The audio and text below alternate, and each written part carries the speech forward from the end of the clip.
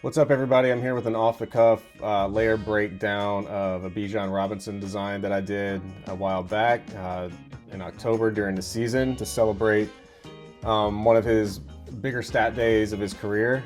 I generally will post like a layer breakdown time lapse on like Instagram Reels and TikTok and things like that, but I wanted to get on here and kind of talk through what I do and go step by step. I set up a simple video timeline at the bottom. That's really not important for the video. It's just easier for me to go through and show step by step and sort of talk my way through my process, if you will. I left my layers on the right side.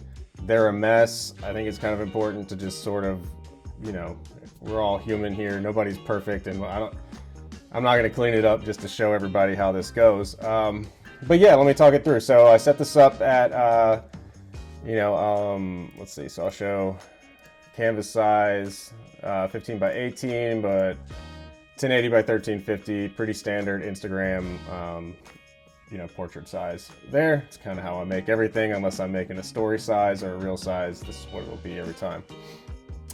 So this is how it ends up in the end. That's fun. This is how it'll end up in the end. I wanted to go with kind of a retro look. The Falcons wore their throwback uniforms that week. The diamonds kind of represent the end zone design. Using the gold, there's a gold stripe down the middle of the helmet when they wear these throwbacks, which, fun fact, is a tribute to Georgia Tech. Not sure if anybody really knew that. I worked for the Falcons at one point, and I thought that was super interesting. So anyway, on October 13th, Bijan carried the ball 19 times for 167 yards and a touchdown. I thought that was a pretty good stat. I was feeling creative that day, so I made a graphic for it. So, like with any graphic, you start off with white. I looked for, I just wanted to make it on a red background. I don't usually do red backgrounds. Most of the things I do are kind of on a light gray or a white, so I was feeling a little different this day. I chose a Shutterstock, wrinkled paper design. You can see the layer here, just to kind of give it that sort of rough, sort of grungy texture, if you will, that I could build everything on. Let's see. Again, pretty straightforward. Action cutout. I like to go big and small. Smaller player, bigger image in the background is kind of how I work. I get a lot of my inspiration from movie posters. I think Avengers and things like that, where it kind of just builds a sort of atmosphere using imagery. That's kind of how I like to work. This is the regular cutout here. I've turned off my layers down here on the right side. I use Topaz color effects. I have a recipe that I use. I apply it to 100% of the images that I use. So it is Topaz color effects 4. So here it is with it off, regular photo. Here it is with it on. The thing that it does do is it desaturates the player. Kind of brings the contrast down a little bit. So I'll show you in a second how I bring that back. But it's kind of a cool sort of HDR sort of feel. Brings out some more details, brings out the shadows and highlights. I apply a gradual layer mask over the top of the player. I do this a lot. It's just sort of a staple that I go with, especially with things in the background. You don't want to see the like cutoff line, especially if you're going to stack things over it like we will, and like you saw in the beginning of this. So I'll do a gradual fade, subtle, very clean layer mask there. Let's see here. So I talked about how the plugin will wash out the color and the contrast. So you can see over here, I do a levels. You can see how the levels, let's see, so there's how the levels doing. I bring it just to the end of the whites, and I'll bring the blacks in pretty far, like that. And then for whatever reason, I always have to bring the saturation back to 30. So muted with the saturation on. So like you saw in the beginning, there is a smaller player. So I do my bigger player. Here is the raw image of the small player that'll go kind of in the bottom center. I do this to add depth, hierarchy going up, depth going front to back. Cut them out. I use the pen tool all the time. So this is the raw cutout.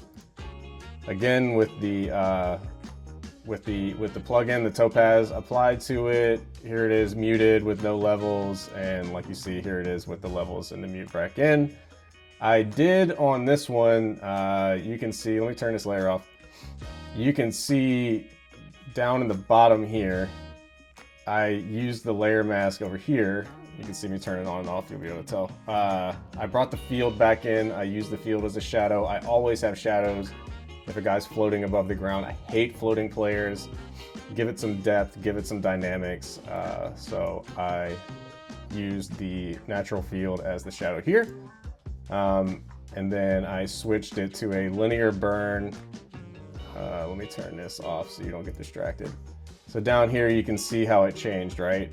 So natural linear burn makes it like a dark, like realistic shadow, right? So on this slide, I brought in his last name. I say a lot, it is what it is. Brought in his last name, Robinson. Longer last names don't take up a lot of height. I wanted this to take up a lot of space, so I went with Armada Condensed, I believe. I can click on it and show you for sure. Let me get the spinning wheel. And Armada Bold Compressed. You can see it right up in here. And so that gives me the ability to condense his name, but bring it in. So it's a bigger, more dominating name. Last names to me are always the more dominant name. And so by doing that too, it gives me the ability to bring the name up, and you can see that I can bring the elbow above the O and the N. So now I've got little guy, name, bigger guy, elbow coming over. I'm creating a depth to the graphic versus just slapping everything on flat. It's just my style and it's what I like to do. So smaller first name, I always do a smaller first name. So instead of floating it out here, I built a little placeholder for that. Falcon's red, Bijan on black so you can see it. The black separates the red from the white. I guess the word of the day is depth. So creating depth there. Let's see. And then, so I put a long shadow on the box. I think I used a plugin. I did use a plugin. It is called Shadowfy 2. So if you want to go look that up, Shadowfy 2, and it gives you this nice, I'll turn it on and off, you can see this shadow kind of extending down from the box to make the box look like it's kind of pulled and light's hitting it from the top. Photo nerd stuff that I like to do. Okay, going from here, adding shadows to him, adding shadows behind the smaller player, separating the player from the name, separating the elbow up here from the name, you know, just giving it some lighting effect. The light is hitting from the top, so I wanted a little bit more shadow under his elbow. I do that all in its own layer. You can see the layer right here. This is just a regular layer. I set it to linear burn or multiply in this case, and then just pick a dark gray and I paint that in. I always do 100% opacity, 10% flow, and I just gradually paint it in instead of just like hitting it and trying to get that all figured out later. I just, you know, paint that in really sort of subtly. Also, let me zoom in. You can see on and off in here, if you look in here, it went from regular shadow and then I added a noise or a grain. I think personally it's kind of a cool effect, and it adds like a smoothness to it. It lets that fade kind of sort of dissolve out. And so just, you know, turning this grain on and off, you can see in here how that's applying all around.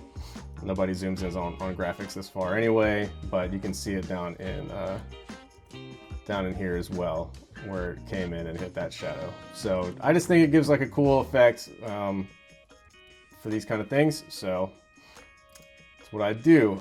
So again, this is a celebrated day. Brought the stats in, carries, yards, touchdown, the words, kind of important. 19, 167 with a touchdown. The number stats are always more important in my opinion than like what the stat is. The stat title will support what the number stat is. So, you know, put it next to it, make it legible. But like, to me, 167 yards, 167 more important than the fact that it's yards. you know, okay, yeah, duh, it's yards. It's a yard, so, but 167 of them is pretty strong. Bring in the date down here for the context. These are all the same font. I think this is like Armada regular. The whole graphic is Armada. But bring in the date and the opponent for context. This happened on October 13th, 2025 against Buffalo. So now your viewer has the context of it. So keeping in the theme of depth, the end zone designs for these games generally have like a 50s, 60s throwback kind of feel to it, diamond shape. Again, the gold is in the helmet, so I brought in some gold diamonds to give more of like small player, name, big player.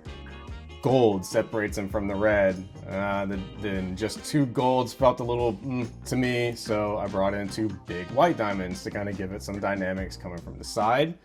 And then I added a black diamond, bigger, skinnier in the middle. So now I've got this tall black one, 2 short gold ones, taller white ones. I've got white, gold, black, player, name. I have a lot of things going on to create a big sense of depth throughout this whole graphic. And then again, so I bring in shadows. You can see them coming in behind the bigger player up here, coming in with the grain applied to it. So, you know, I had to go back in and add the grain like I did a few steps ago, but just for time's sake right here, I'm just showing the shadows being applied with that. Also, it kind of gives the whole thing sort of this vintage sort of look, like rough, kind of papery, sort of matches this whole kind of gruff feel to the entire piece. Added a vignette here. It's a plugin I bought a long time ago from some wedding photographers. It's called Burnout. Sometimes I'll fade this in, sometimes I'll mask it out. This looks like I just applied the whole thing to it, but again, it just, you know, you got flat red, kind of gives it a little bit more of a depth to it, drawing your eye to the center, and then makes that the color just feel a little bit more thick and elegant, in my opinion. Let's see here. So the next step, more grain. All right, hard to see from zoomed out, so I'll zoom back in here and show you. No grain on the white, right? So I'm adding grain to the entire project here, the entire background, not the whole project, but the entire background. So now I've got a really rough, kind of sandpapery sort of feel going on the whole background. To me, it just, adds aesthetic to it. I enjoy that. Adding depth further up here at the top, Atlanta Falcons football. When I worked in college football, coaches would always say, well, you can't read it. And to me, I would be like, I don't care. It's not really what it's for. It's to create depth. Obviously, it's the Atlanta Falcons. Obviously, they play football. Atlanta Falcons football, you should know. And your brain should just understand that that's what that says.